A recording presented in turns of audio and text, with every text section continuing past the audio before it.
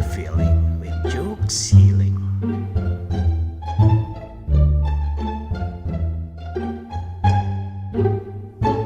Aku berpikir, maka aku ada. Tertawa lagi.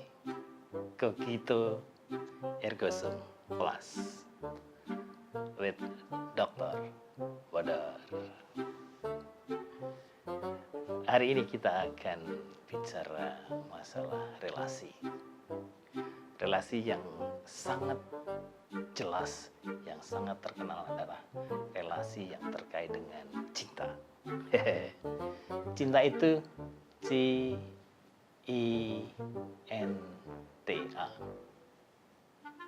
Tanpa N, maka hanya cita, hanya angan-angan. Nah, tinggal N itu berapa? Itu kalau dosen matematika atau guru matematika ya. Atau N itu apa? Itu guru fisika, dosen fisika.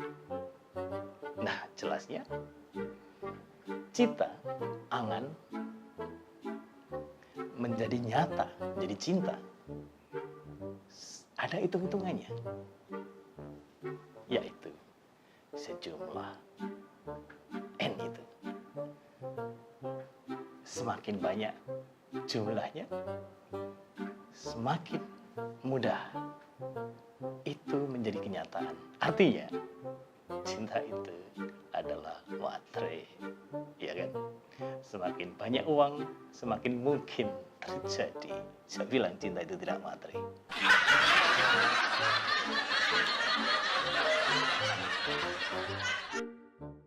Waktu kecil, aku merasa sebagai anak yang tidak diinginkan, sehingga itu terbawa dalam mimpi. Dalam mimpi itu aku diculik, dan penculik itu bilang sama orang tuaku, beri aku uang 10 juta, atau anak ini aku kembalikan. Kurang ajar gak dia? Bukan anak ini aku bunuh, tapi anak ini aku kembalikan. Rupanya orang tua saya tidak pernah memberikan uang 10 juta itu, dan anak itu dikembalikan. Anak itu adalah saya, dikembalikan.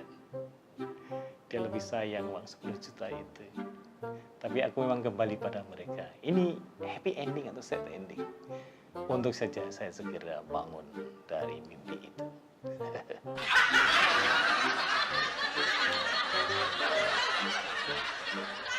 Sepasang kekasih bertengkar pada saat melayat. Laki-laki itu membandingkan pacarnya dengan yang mati berbaring di dalam peti. Kamu berbeda dengan orang mati itu, dengan mayat itu. Mayat itu badannya dingin dan matanya tertutup. Sedangkan kamu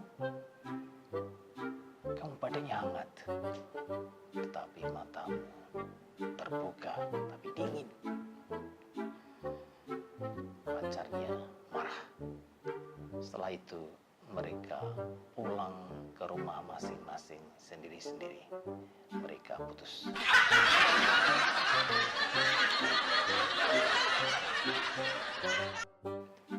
Iya, pertengkaran sepasang kekasih yang sekarang tentu saja sudah menjadi sepasang mantan kekasih itu ternyata tidak berhenti sampai di situ. Di dalam taksi online, perempuan itu membalas mantan kekasihnya dengan chat yang sangat menusuk. Bunyinya demikian, keberanianmu kalah jauh dengan orang mati. Kamu lari lintang pukang ketika dibentak papaku, tetapi orang mati itu tidak pernah ambil langkah 1000 sama sekali.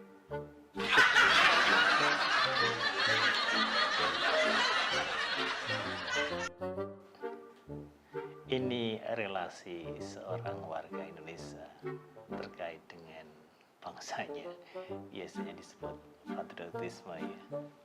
Ini kisah seorang sebut saja mahasiswi bernama Cici dengan rekannya Jaya. Waktu itu mereka sedang menonton sepak bola. Ya, karena timnas Indonesia memasukkan gol, maka keduanya melakukan selebrasi.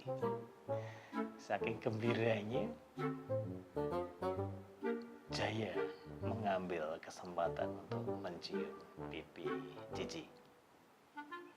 Ketika Cici memprotesnya, Jaya bilang bahwa ini demi patriotisme, demi cinta tanah air, karena pipi Cici bergambar bendera merah putih.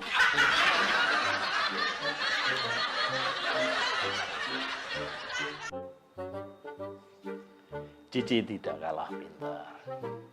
Dia punya sepatu berpita merah putih.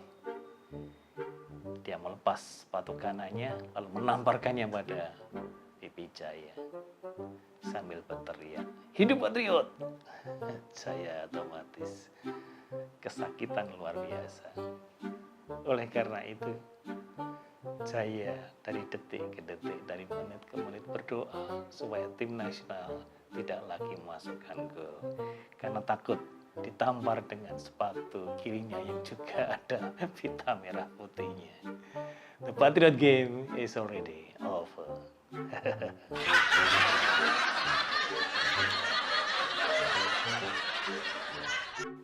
Waktu mahasiswa, meskipun sudah berpacaran, aku dan pacarku sering membayar sendiri-sendiri ketika makan di kantin, di rumah makan, atau di restoran.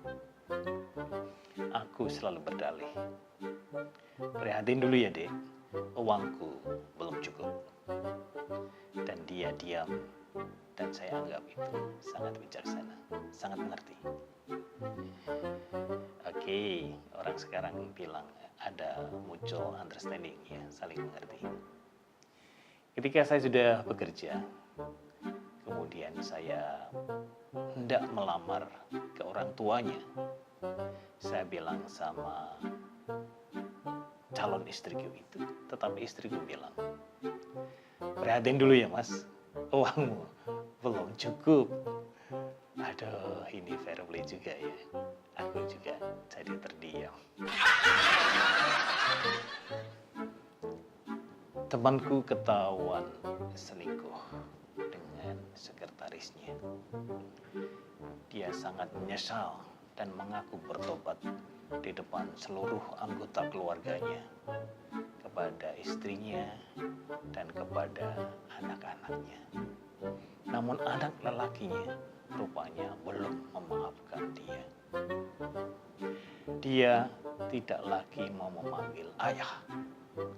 Ini sangat membuat temanku sedih. Bahkan ketika anak lelakinya itu membawa pulang pacarnya untuk diperkenalkan pada orang tuanya, cara memperkenalkannya juga tidak pernah menyebut ayah. Dia bilang begini, "Ini ibuku dan ini suami ibuku."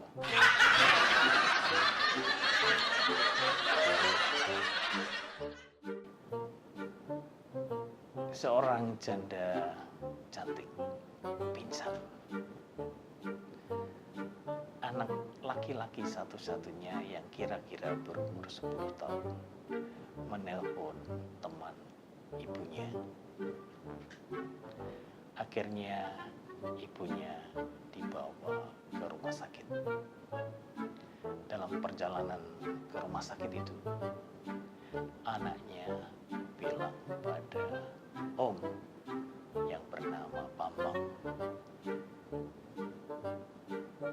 Dia bilang begini, "Om Bambang, mohon maaf telah ngerepotin. Karena saya menganggap Om Bambang itu teman ibu yang paling dekat. Orang yang bernama Bambang itu sangat senang karena mendapat tempat yang istimewa di hati ibunya si anak kecil ini. Karena memang dia ada hati dengan ibunya. Lalu Bambang ini bertanya, "Mengapa kamu bisa bilang bahwa aku itu teman terdekat ibu?" Apa jawab anak itu? "Karena di handphone ibu tertulis Bambang Kekasih 1. Itu kan berarti Om Bambang itu ranking 1 kan?"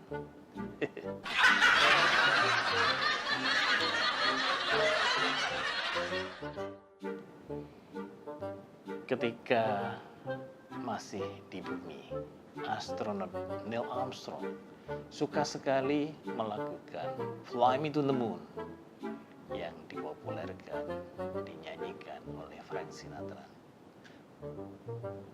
Benar, setelah sampai di bulan, dia sangat senang. Dialah yang pertama kali melakukan honeymoon tanpa istri. Honeymoonnya, benar-benar honeymoonnya, karena di bulan. Nah, tapi lama-lama bosan juga ya. Jauh dari kampung, tidak ada istri, nggak ada anak. Akhirnya dia merasa kesepian, sehingga dia akhirnya rindu pulang ke rumah. Dalam kesepiannya, dia menyanyikan lagu Doel Sumbang, "Kalau Bulan Bisa Ngomong."